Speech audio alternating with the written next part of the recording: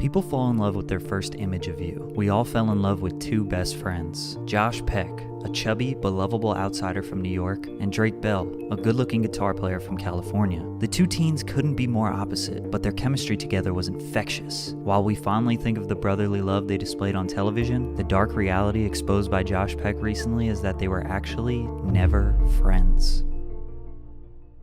Let's take it back to where Drake and Josh first met, The Amanda Show. This sketch comedy show was basically Nickelodeon's version of Saturday Night Live starring Amanda Bynes. The show was wildly loved by Nickelodeon fans. Drake Bell was a regular character since the very first episode in 1999. Josh wouldn't become an on-screen regular until seasons 2 and 3. Slowly he was integrated in the show, and those two had some iconic sketches that we still love today. Drake wasn't very fond of Josh in the beginning because he was the only boy on the show, but they had very similar interests in old movies and comedies. They would bounce funny ideas off each other and quickly developed great chemistry. The producer Dan Schneider got some pressure from the network to come up with another buddy comedy just like Kenan and Kel. While filming one of the last episodes of the season where Drake and Josh fight over a shrimp, Stephen Malaro, who was a writer on The Amanda Show, walked over to Dan and was like, "Those two guys are your buddy comedy right there." 6 months later, Drake and Josh was born. Make sure you're hydrated while watching this video. Drake Bell and Josh Peck. They've grown up on The Amanda Show, battling lobsters, fending off frog puppets, and getting beaten up by girls on a regular basis. So what's next for this dynamic duo? Their own show. Nickelodeon presents Drake and Josh in Drake and Josh. You will notice in this video how all the tropes, storylines, and character traits in the Drake and Josh show turned out to be the exact opposite of how their real-life futures went. Josh went on to be a very successful, popular, and handsome actor. Megan, aka Miranda Cosgrove, went from evil little girl to sweet, unproblematic, successful actor. And Drake went on to plead guilty to child endangerment while still struggling to get his music career off the ground in America. Drake Parker and Josh Nichols were two brothers bound by their parents' marriage, forced to live in the same house, go to the same school, hang out with the same friends while having totally opposite personalities. Josh was the hefty, emotional dork, while Drake was a smooth-talking ladies' man who led a rock band. The first season was a little more typical to any sitcom, coming up with catchphrases and basic plot lines. Luckily, the show got much better after season 1. They consistently got themselves in ridiculous situations and had to either work together or against each other to get out of them, like when they came up with a master plan to sell Gary Coleman grills, which got them in jail, versus when they were fighting each other over a foam finger. In the beginning, it was very common that Josh was the butt of the joke. I mean, it's very easy to pick on the overweight, goofy kid. Drake, on the other hand, would often be the bad guy. He was lazy, rude, and self-centered. He wouldn't stand up for his brother Josh. He would hang out with girls and friends without him, and basically had a hard time accepting Josh as his brother. As the seasons went on, the audience loved them both. Josh was not a punching bag anymore and sort of just the sweet, jolly brother who was there for Drake no matter what. Plus, he had lost a lot of weight by the last season, so the fat jokes didn't really work anymore. Drake warmed up to Josh. His character remained the inconsiderate troublemaker, but now Josh was having more luck with girls. He was less nerdy and became more competitive with Drake. Ultimately, at the end of every episode, they resolved their differences and concluded with a happy moment. These two just understood each other when it came to performing. Drake and Josh were the new age Bob Hope and Bing Crosby, Abbott and Costello, Martin and Lewis, Cheech and Chong, Kenan and Kel. They were so good it made us all believe that they were best friends beyond the screen, and I'm sad to admit that that was not the case. Off the show, their lives were pretty normal in the sense that they weren't these mega famous celebrities ducking paparazzi everywhere they go. Plus, remember their target audience was 9 to 15-year-olds who had no way of showing Drake and Josh how much they loved the show. A lot of us forget that in 2005 there was barely any social media, there were no smartphones, no YouTube, no live streams, no follower counts. They worked a 9 to 5 while other kids went to school, and they went home to their families every day just like anyone else. These two just did what most normal teens do. Go to parties, hang out with girls, maybe get in some trouble. Well, at least Drake did. Josh wasn't partying much. Josh was actually going through some really tough times. Josh Peck was raised by a single mother. He actually never met his father. He was always interested in being an entertainer, doing stand-up comedy at the age of 9 years old because anything athletic was definitely out of the question. However, he always wanted to fit in. Being an outsider wasn't this cool, interesting thing for kids in the late 90s. Think about popular films and shows glamorizing high school life. You had the jocks, the hot girls, the nerds. Kids like Josh Peck were hoping that they would be a part of the popular crowd and get invited to the parties when high school came. But we all know he wasn't. Drake was very similar to the character he portrayed on the show, a slick Cali bro who had girlfriends and went to parties as a teen. So them being very different worked on the show, but wasn't very practical in real life. I think they mentioned having sleepovers when they were casted on The Amanda Show, but as they got older, they didn't hang out in their personal lives. Josh was sick and tired of being this version of himself he hated. It wasn't all vanity though. He knew he would keep getting casted as a fat, funny guy for the rest of his career if he didn't make a change. He wanted to have a successful acting career, so that also inspired the weight loss which we witnessed on TV. As he started to lose weight, he was finally starting to fit in with the normal kids. So Josh started to do what normal kids do. And suddenly I'm like now looking like a normal kid and a normal teen.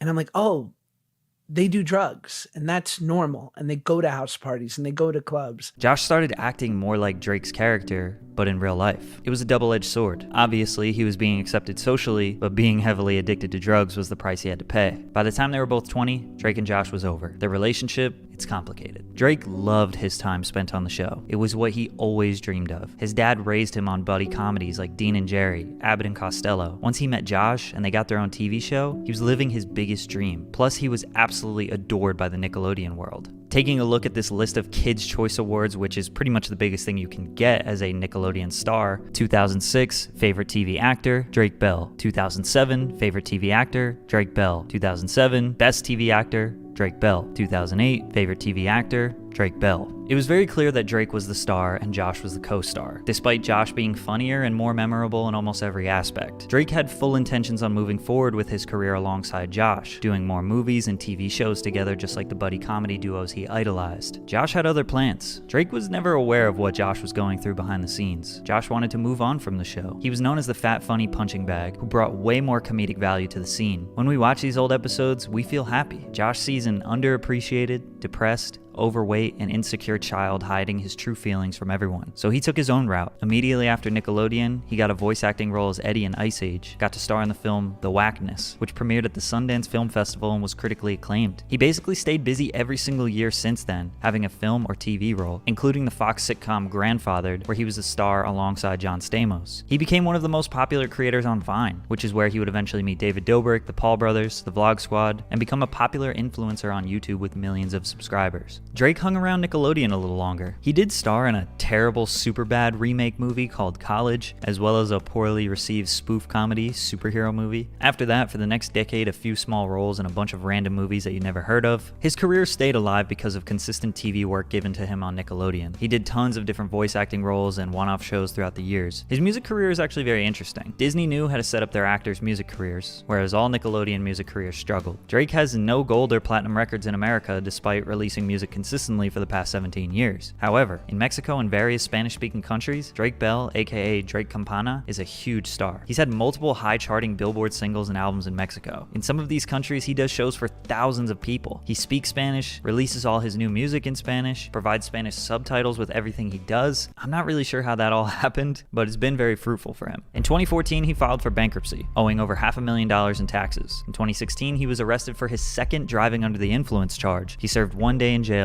and 4 years probation. When you're not invited to the wedding, the message is clear. True colors have come out today. Message is loud and clear. Ties are officially cut. I'll miss you, brother. Summer of 2017, Josh got married to his longtime girlfriend Paige, and Drake was not invited. The great fallout of Drake and Josh was the new viral gossip piece, and the internet was loving it. It seemed like just yesterday they were roommates playing ping pong and working at the movie theater. We thought Drake would be the best man. Turns out, he didn't even know about the wedding. The story blew up bigger than Drake could imagine. Thankfully, a couple months later, they made up and did some YouTube content together. Back together again. We're all good. Then they both spent the next year or so doing press for other projects, and people just kept asking about the marriage incident. They had already publicly made up, but I guess interviewers wanted the drama. In 2018 and 2019, they made a number of different content pieces together, and it really seemed like their relationship was as good as it can get. Guys, we're together. What else do you want? What's happening, everybody? In 2019, Josh came up with the idea to do a reboot of their classic show. The name of the reboot, Josh and Drake. When he reached out to Drake to read the script, things got weird. The idea was that Drake was going to be a failed musician and Josh was a successful real estate agent. They were basically parodying Drake's real life as a musician in Mexico, while Josh's character was a totally made-up life. Maybe they were trying to get back at Drake because his character was originally the cool guy and Josh was the loser. The opening line in the very first episode was supposed to be, "Hug yourself, kid," instead of their trademark saying,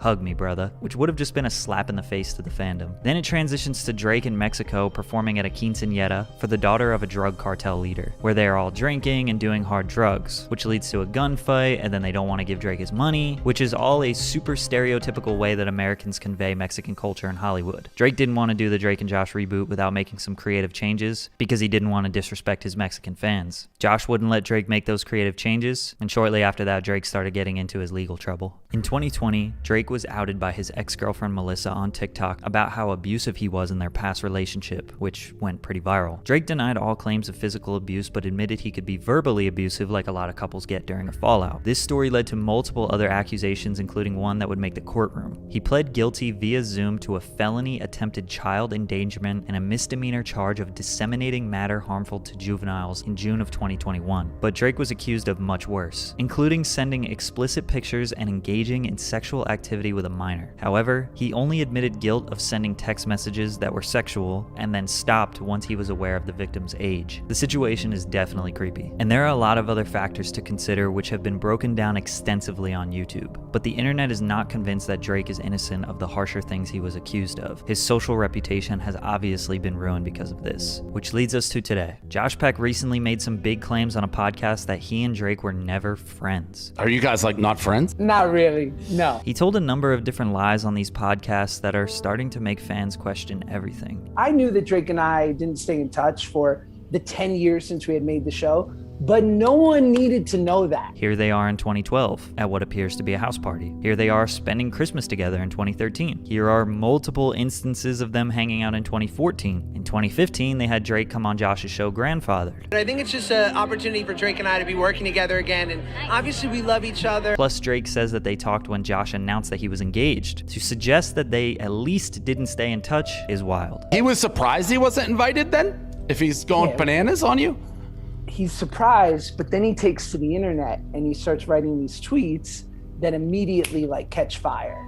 And so then he leans in and goes on this press tour about how heartbroken he is. Drake tweeted 2 things and the internet dragged him out. Plus, there was no press tour. Then 2 months after that, they made up publicly and made some YouTube content together. After they made up publicly, Drake and Josh throughout the next year would talk about the marriage incident in various interviews. So I think Josh is just remembering things incorrectly. I was at the Video Music Awards and I see him there and he sees me. And I go up to him, and this might be the most Sopranos thing I've ever done. And I look at him and I go apologize to my wife right now. Josh literally filmed himself walking up to Drake. Does this look like how a gangster moves? And is that the last communication?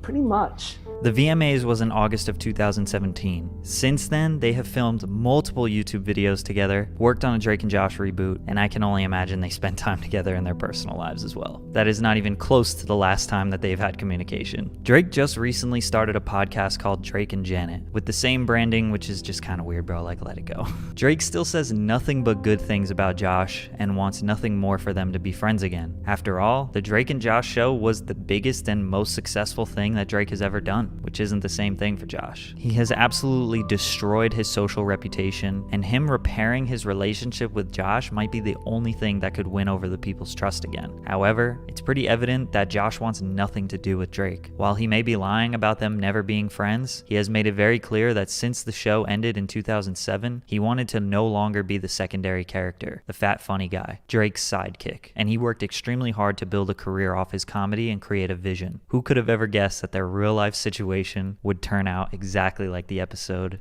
Josh has done? Come on, dude, I said I was sorry. Yeah, I heard you. Well, stop being mad at me. I'm not mad at you. I'm done. What is that supposed to mean? I don't want anything to do with you anymore. Josh, what? Look, I'm sorry. Well, Look, let me finish, okay? I was wrong, okay? I was wrong.